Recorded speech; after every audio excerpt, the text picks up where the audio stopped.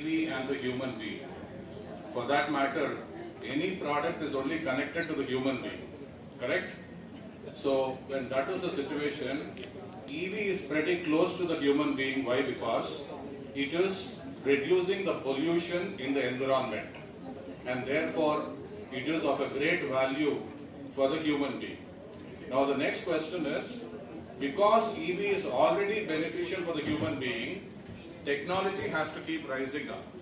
My dear friends, the world over, lot of technology is happening. For example, the EV charging, which was going on for 8 hours, 10 hours, 12 hours and so on, has now getting reduced to even 15 minutes to 30 minutes and so on. And single charge, the longest distance a vehicle can travel can be 800 to 900 kilometers and so on. So please have a look at the kind of technology that is developing all over the world, not only in India. And when you see the kind of technology that is already developing all over the world, I see a very, very bright future for the EV industry.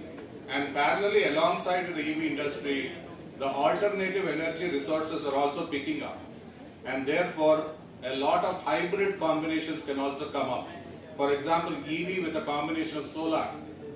And when you have solar, the big advantage is certain distances can be covered with the solar power until you reach to the next charging point.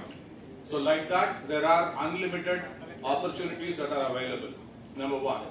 Second thing is that I would like to address the press friends of India that I favor, as I already told you, is not merely limited to the transportation solutions, but also the holistic development of a human being.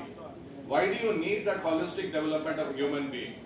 Today, there are so many people who are working in the IT industry, different sectors. There are people who are earning 1 lakh, 2 lakhs, 5 lakhs, 1 crore and much more.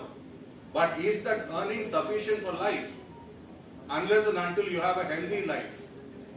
So without a healthy life, however much you earn, that doesn't matter at all.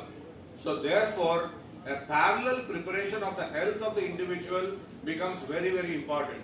It is very pathetic today that people are having BP and sugar problems, and 15-year-old has got heart problems, lung problems, kidney problems and so on.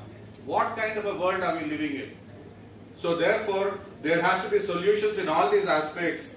The chairman, myself and several others, we have prepared a wonderful